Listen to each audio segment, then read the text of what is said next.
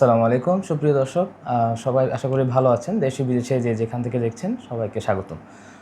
খোলা বায়ানের আজকের এপিসোডে খুব ইন্টারেস্টিং একটা টপিক নিয়ে আমরা কথা বলবো। আমরা আজকে আমন্ত্রণ জানিয়েছি এম.এস. সোহেল ভাইকে। ভাইয়া কেমন আছেন? ধন্যবাদ। তো ভাই, আমরা দেখছি যে 7ই আগস্ট মক্কাতে একটা ডিফেন্স চুক্তি হলো কয়েকটা দেশ মিলে, যেটাকে মক্কা ডিফেন্স প্যাক্ট বলা হচ্ছে। তো এটাকে অনেকে বলতেছে এটা মুসলিম বিশ্বের একটা নাটোর মতো হতে যাচ্ছে। তো এই বিষয়ে বাংলাদেশকেও নাকি আমন্ত্রণ জানানো হয়েছে, সামনে হয়তো অনেক দেশকে জানানো হতে পারে। তো এটা ভূ রাজনৈতিক দিক থেকে চিন্তা করলে বাংলাদেশের জন্য কি ভালো বা কি খারাপ? অসংখ্য ধন্যবাদ আপনাকে। গত 7 আগস্ট সৌদি আরবের মক্কা সিটিতে আপনার তুরস্ক, পাকিস্তান এবং সৌদি আরবে ন্যাটোর আদলে এই চুক্তিটি করে। এই চুক্তিটির মূল কথা হচ্ছে, যদি একটি দেশ সামরিকভাবে আক্রান্ত হয় তাহলে 3টি দেশের আক্রমণ হিসাবে গণ্য করবে, অর্থাৎ এই 3টি দেশ একসাথে হয়ে তা প্রতিরোধ করবে। অনেকে বলছেন এটি মুসলিম বিশ্বের ন্যাটো।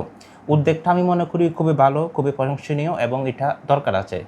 এখন গত কয়েকদিন আগে সৌদি আরব আনুষ্ঠানিকভাবে এই চুক্তিতে বাংলাদেশকে আমন্ত্রণ জানাইছে, মানে এই 3টি দেশের সাথে বাংলাদেশও যেন যোগ দেয়।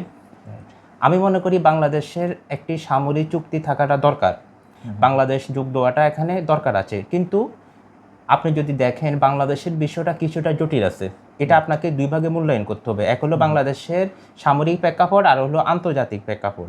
যদি আপনি বাংলাদেশের সামরিক যে দুর্বলতা, বাংলাদেশের যে প্রেক্ষাপট, এই দৃষ্টিকোণ থেকে চিন্তা করলে বাংলাদেশের জন্য এটা খুবই দরকারি, খুবই গুরুত্বপূর্ণ। কেন দরকারি? বাংলাদেশের পার্শ্ববর্তী দেশ মিয়ানমার, এই যে 10 লক্ষ রোহিঙ্গা আমাদের উপরে চাপিয়ে দেওয়া হলো, আজও কি রোহিঙ্গার সমাধান হয়েছে? হয়নি। যদি বাংলাদেশ সামরিকভাবে শক্তিশালী হতো তাহলে এই কাজটা কিন্তু করতে পারতো না। বাংলাদেশ সামরিকভাবে শক্তিশালী না হওয়ার কারণে এই কাজটি করেছে।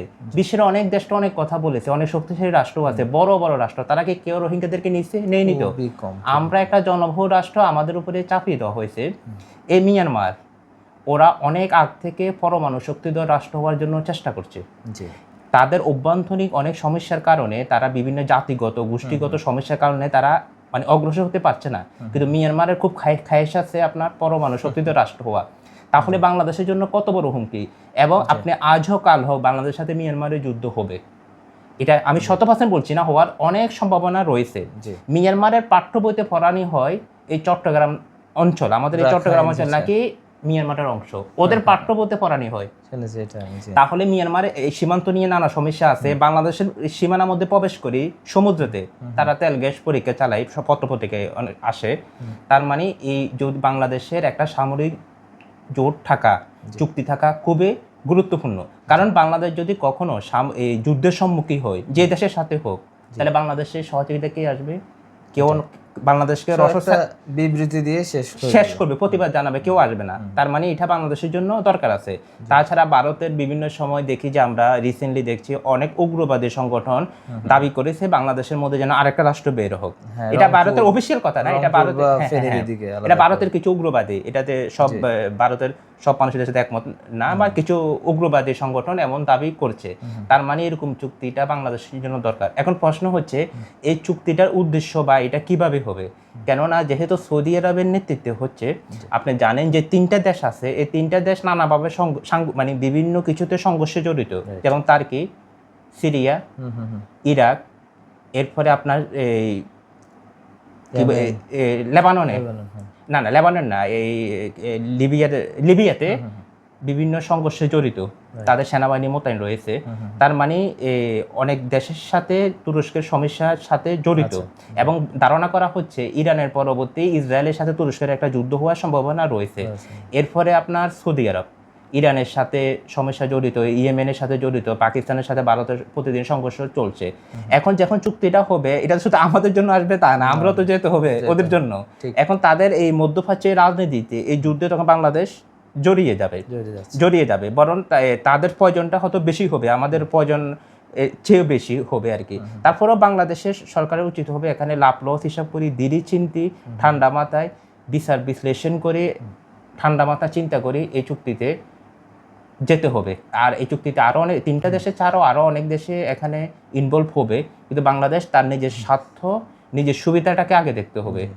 আমি একটু করে যদি বলি ওই যে এখানে ইন্ডিয়ার গণমাধ্যমের রিয়াকশনটা ছিল খুবই রিয়েক্টিভ আর কি। মানে আরেকটা দেশ তারা তাদের মতো করে একটা ডিফেন্স হোয়াটএভার যাইতে পারতেছে, তো ইন্ডিয়ার সাথে কিছু হচ্ছে না। না না না, তারা যেভাবে এটাকে মানে দেখাচ্ছে যে মানে ইন্ডিয়ার একটা বড় থ্রেট হয়ে যাচ্ছে। এটা কারণ আছে। প্রথমত হচ্ছে আপনার ভারতবর্ষতে গণমাধ্যমের অভাব নেই।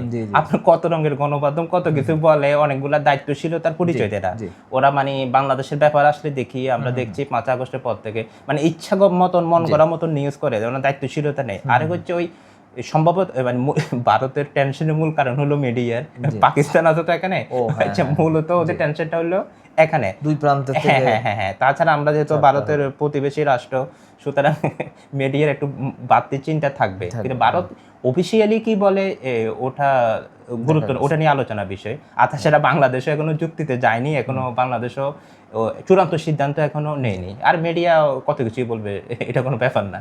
তাহলে আমরা যদি ওভারঅল ভাবে দেখি তাহলে এটা এখনো আমাদের ওভাবে সিরিয়াসলি না দেখে হয়তো প্রোজ এন্ড কনস গুলো দেখা উচিত। একদম একদম। তবে বাংলাদেশের একটা সুযোগ আছে এখানে। বাংলাদেশ এই তাদের ওই সব দেশের সাথে আলোচনা করতে পারে রোহিঙ্গা ইস্যু নিয়ে, যে আমাদের উপরে 10 লক্ষ রোহিঙ্গা চাপিয়ে দেওয়া হয়েছে, আমরা এই চুক্তিতে যাব, তোমরা সব দেশ মিলিয়ে ওই মিয়ানমারকে চাপ দিবা কঠিনভাবে যেন তারা নিতে বাধ্য হয়। তাহলে বাংলাদেশে যেহেতু রোহিঙ্গা কায়সাতে ব্যাপার আছে, আর যেহেতু সৌদি আরবে অনেক বাংলাদেশি কাজ করে, সৌদি আরব অর্থনৈতিকভাবে সমৃদ্ধ দেশ, আবার তুরস্ক অনেক সামরিক অস্ত্র ইন্ডাস্ট্রি রয়েছে, তারা উৎপাদন করে, তাহলে বাংলাদেশের জন্য কিছু ক্ষেত্রে সুবিধা হবে। অর্থনৈতিকভাবে সৌদি আরব থেকে যদি কিছু আর্থিক সহযোগিতা পাওয়া যায় বাংলাদেশের সামরিক ডেভেলপে করার জন্য, তুরস্ক থেকে যদি বাংলাদেশ অস্ত্র কিনে, যুদ্ধ বিমান কিনে, তাহলে বাংলাদেশের জন্য মোটামুটি বলা যায় এটা একটা দরকার আছে বা হবে। তবে হবে বলতে এটা বাংলাদেশ আলাপ আলোচনা করি, ওখানে ঠান্ডা মাথায় যেতে হবে যেন বাংলাদেশের সত্যিকার অর্থে বাংলাদেশের স্বার্থ লাভ হয়। জি, অনেক ধন্যবাদ সোহেল ভাই আপনাকে। দর্শক আপনাদেরকে অনেক ধন্যবাদ। যা শেষ করার আগে একটা কথা বলতে চাই হচ্ছে, আমাদের নতুন সরকার এসেছে বেশি দিন এখনো সময় হয়নি, তার মধ্যে আমরা নিজেদের অভ্যন্তরীণ অনেক সমস্যা নিয়ে এখনো এই সমস্যাগুলো কাটিয়ে উঠতে পারিনি। তার মধ্যে যে এই ইন্টারন্যাশনাল বিষয়গুলো আমাদের মধ্যে এখন চলে আসছে, এটা কতটুকু আমাদেরকে এফেক্ট করবে, কিভাবে সরকার এটাকে ট্যাকেল দেবে, এটা অনেক চিন্তাভাবনার বিষয় আছে। সো আপনারা কমেন্টসে জানাবেন, ভিডিওটা শেয়ার করুন।